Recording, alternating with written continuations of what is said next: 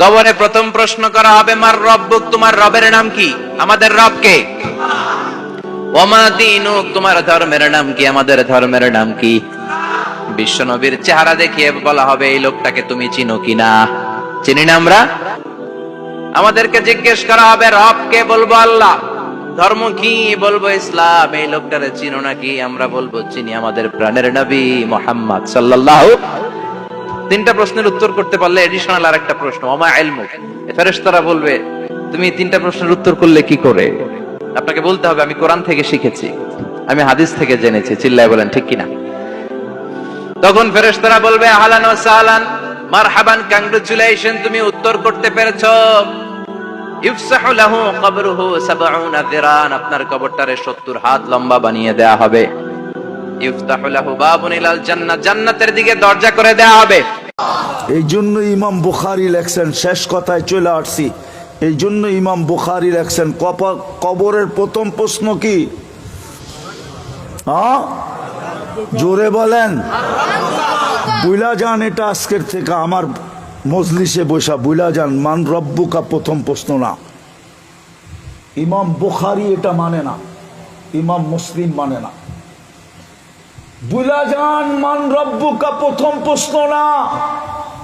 প্রথম প্রশ্ন হইছে, মা কুনতা তাকুলু ফি হাদার রাজুলি মুহাম্মাদিন।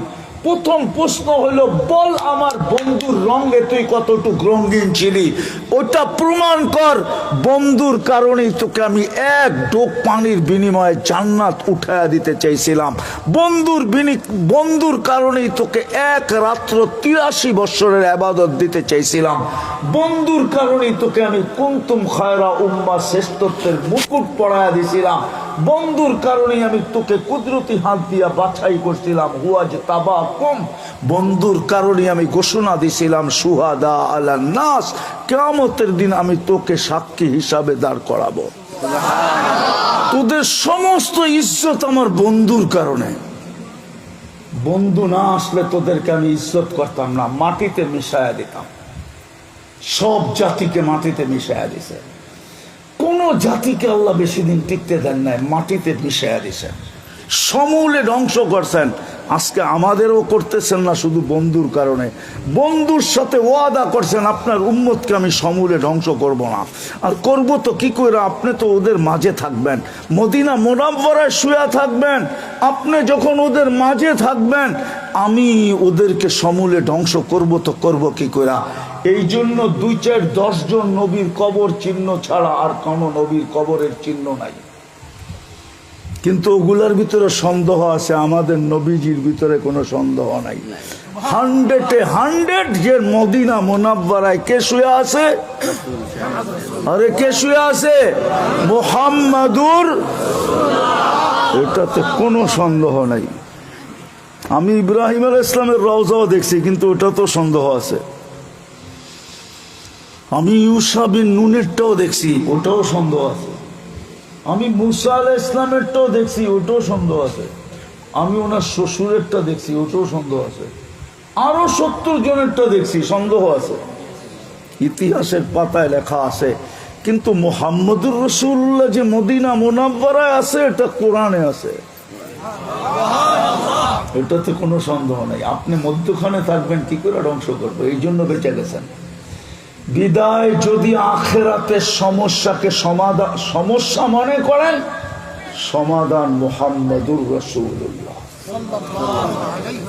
এই জন্য ইমাম বুখারী বলছেন, কবরের প্রথম উত্তর প্রশ্ন, মা কুনতা তাকুলু ফি হাদার রাজুলি মুহাম্মাদিন। ৫ম নম্বর পারা, কিতাবুল জানায়েজ, বাব হইল ইন্নাল মাইয়িতা লা ইয়াসমাউ কিরাআন নিআল। মৃত্যু ব্যক্তিকে দাফন করে আপনজন যখন ফিরতে থাকে, তখন মৃত্যু ব্যক্তি এদের ফিরা যাওয়ার জুতার আওয়াজ পাইতে থাকে।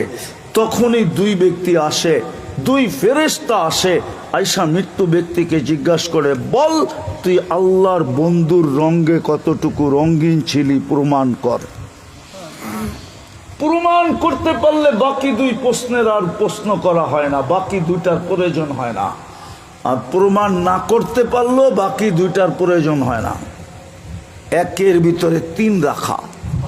এই জন্য বুলা যান আজকের থেকে, কবরের প্রথম প্রশ্ন মান রব্বুকা না, কবরের প্রথম প্রশ্ন বুখারী রহমতুল্লাহ আলাইহির কথার আলোকে মুহাম্মদুর রাসূলুল্লাহর রঙে আমি কতটুকু রঙিন। আল্লাহ সব সইতে পারে, নিজের বিরোধিতা সইতে পারে, কিন্তু বন্ধুর বিরোধিতা আল্লাহ কোনো দিন সইতে পারে না। প্রমাণ দেব, প্রমাণ বোঝেন, চিৎকার দিয়েন না, বোঝেন। 360টা মূর্তি ছিল আল্লাহর ঘরের উপরে। কয়টা? আল্লাহ কিচ্ছু বলেন নাই। 360টার ব্যাপারে ওই মুহূর্তে কিচ্ছু বলেন নাই। চলতেছে 360-এর পূজা, বাইতুল্লাহর উলঙ্গ তোয়াব চলতেছে, কিচ্ছু বলেন নাই। হুজুররা প্রমাণ দেখ কিছু বলছে। বাইতুল্লাহ বৈশাখ গায়রুল্লাহর পূজা চলতেছে, কিচ্ছু বলেন নাই। কিন্তু আবু লাহাব তাব্বান লাকা বলতে দেরি। আবু লাহাব, পুরা কাহিনী আমি শুনাইতেছি না আপনাদেরকে। আবু লাহাব তাব্বান লাকা বলতে দেরি, তাব্বান লাকা সাইরাল ইয়াউম। যখন সর্বপ্রথম ওহী নাযিল হয় আল্লাহ রসুলের উপরে দাওয়াত দেওয়ার, ইয়া আইয়ুহাল মুদ্দাসসির কুম ফাআনদির রব্বাকা ফাকাব্বির, অথবা এই আয়াত যখন নাজির হয় আনদির আশিরাতাকাল আকরামিন, তখন মক্কালাদেরকে জমা করা, খাসি কাইটা খাওয়ায়া জমা করা যখন আল্লাহর রসুল দাওয়াত দিতেছিলেন, ওই মুহূর্তে আবু লাহাব বলছিল তাব্বান লাকা, তুমি আমাদেরকে এই জন্য ডাকছো তোমার ধ্বংস হোক। তাব্বান বলতে দেরি, আল্লাহ সূরা তাব্বাত ইয়াদা জিবরিলকে দিয়া পাঠাইতে দেরি করে নাই। আল্লাহ প্রমাণ দিছে আমার বিরোধিতা সয়া নিব। 360 মূর্তি সয়া নিব, আমার ঘরের উপরে সয়া নিব, উলঙ্গ তোয়াফ সয়া নিব, আমার ঘরে বসে গায়রুল্লাহ